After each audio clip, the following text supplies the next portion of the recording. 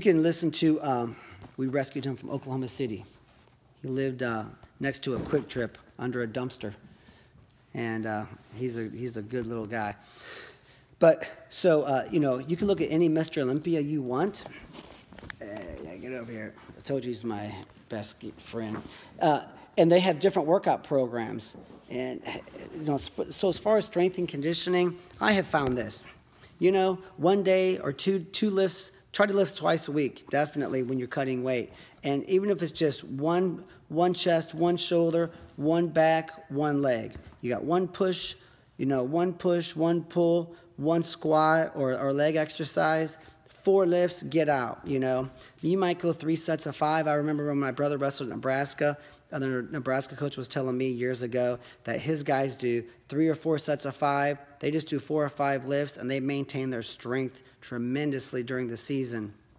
And it's proven you only need 1 rep of, like, I don't know, it's like 80 or 90% of your max a week to maintain your strength. It doesn't take much to maintain your strength. So, you know, I like to say, you know, if you lift twice a week, maybe 1 week lift heavy, and then 1 week you want to lift light. So sometimes it's good in there just to get a good pump, you know.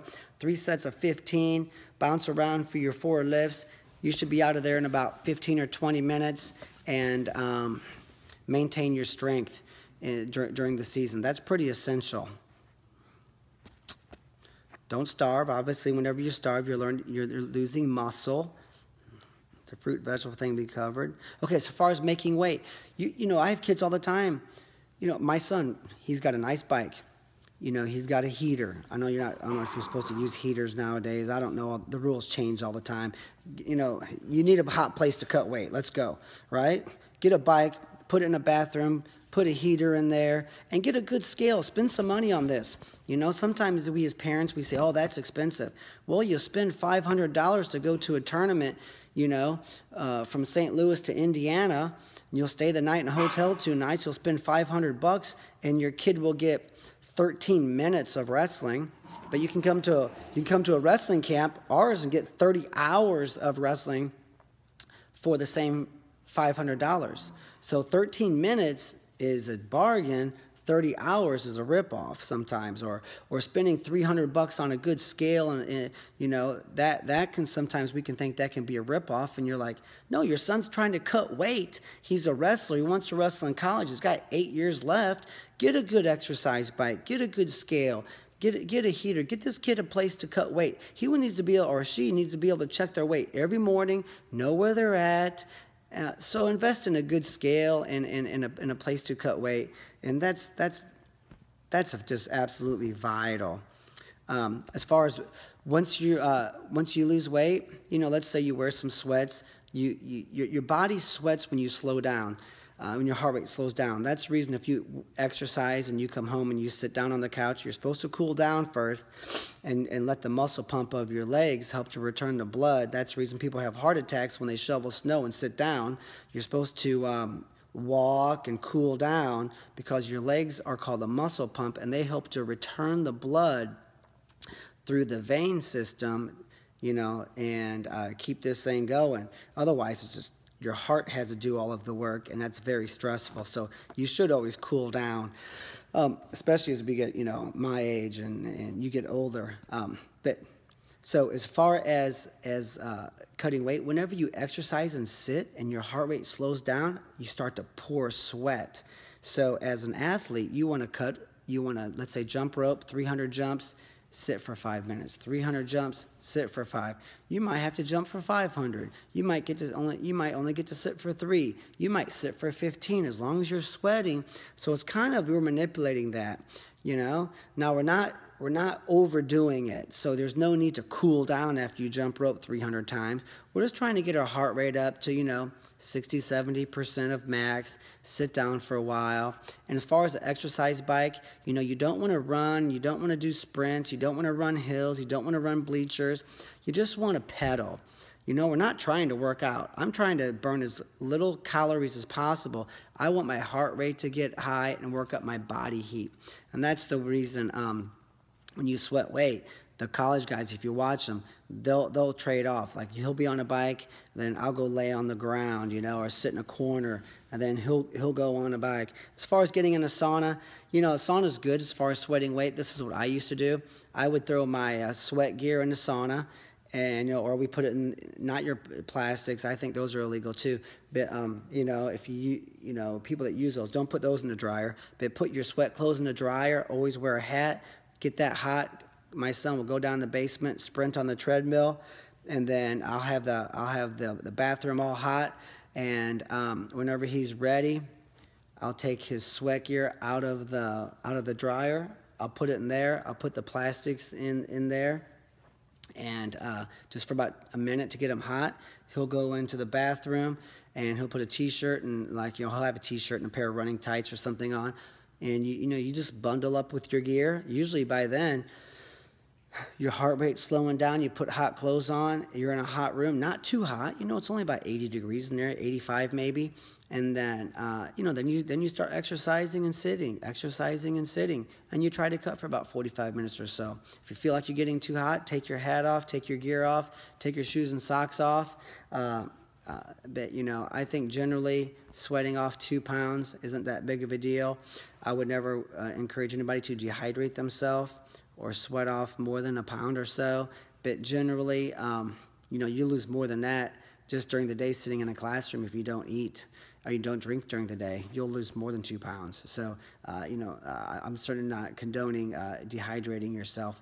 But as far as sweating off a little bit of weight, it's not that hard to do if you have the proper equipment.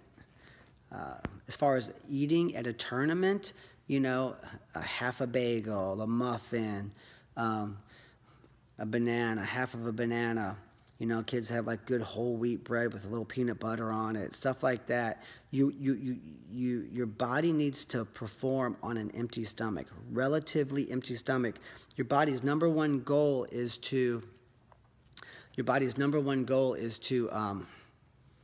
digest. So all the blood that you need to be working for your muscles is now focused on digesting food, and then you're not going to be able to perform and practice or the tournament or the wrestling match.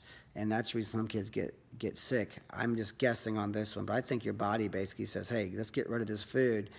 Our muscles need this blood.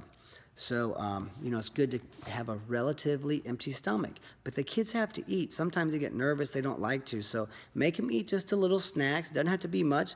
It can be just 3 bites of a bagel. It doesn't take much to stay in your stomach.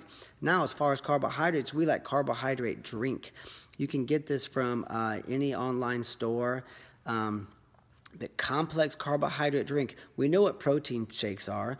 It's just a way when you're trying to gain weight, you need to eat so much protein that you physically, your body, when you're really trying to gain muscle, your body cannot digest the amount of protein it takes in time to feed the muscles. And so they found over the decades that drinking protein is digest quick and easy, and that protein and those amino acids can get to your muscles and you can grow your body.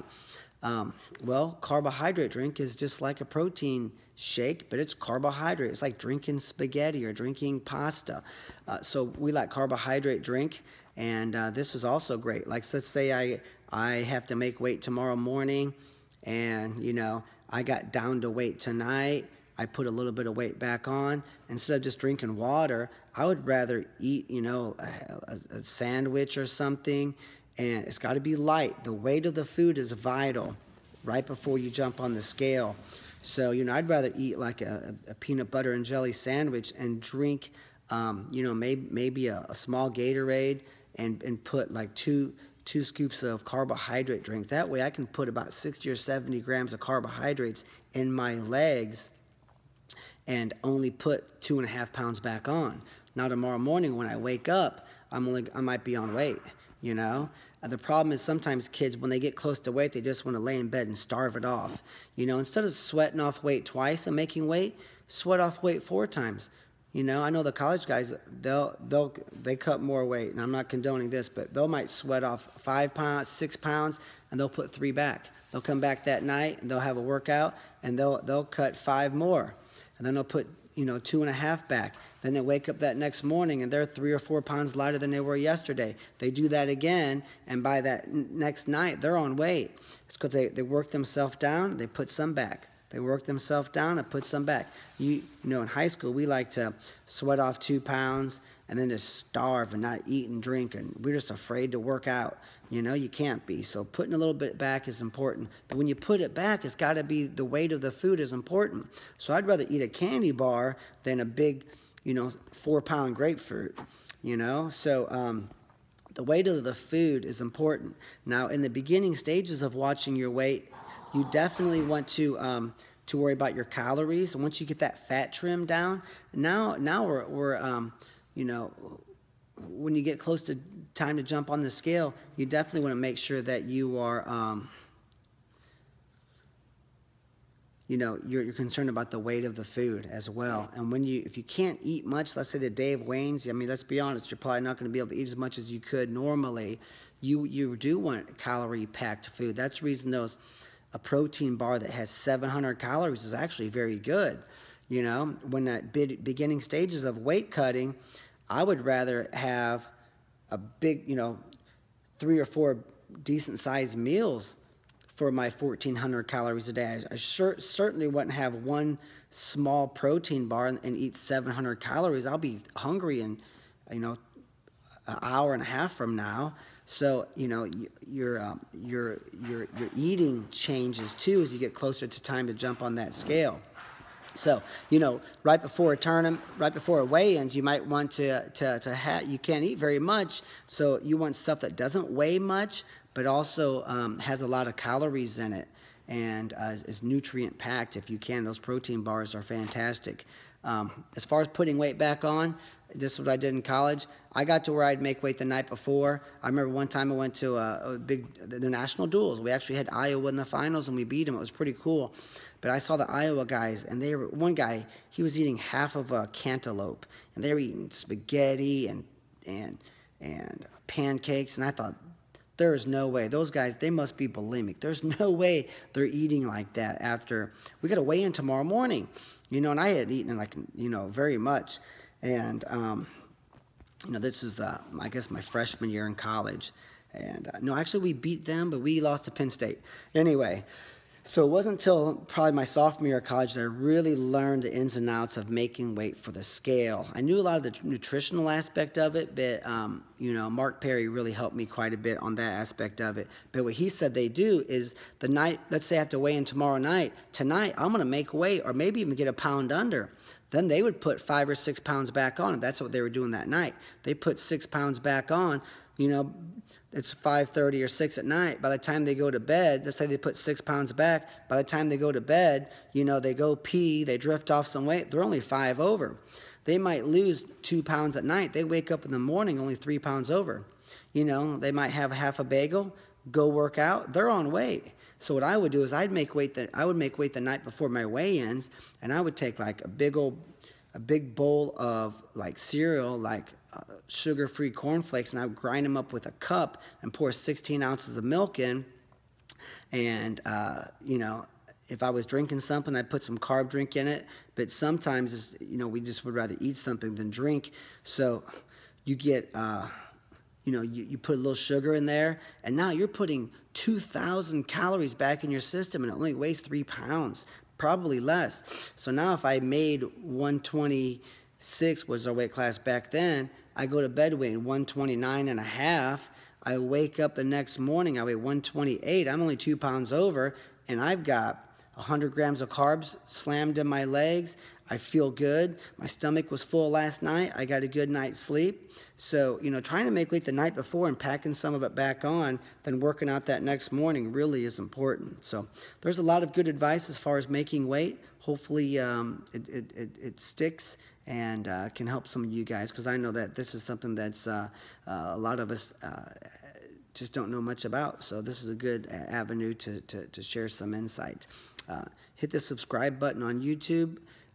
Share this if it's on Facebook, please, and come train with us, purlerwrestling.com. We have camps all over the nation, camps here in Missouri. Our DVD series is the best there is, and all that's at purlerwrestling.com. We did, at the final stages of our building our 15,000 square foot bunkhouse and wrestling complex on 10 acres here in Wentzville, Missouri.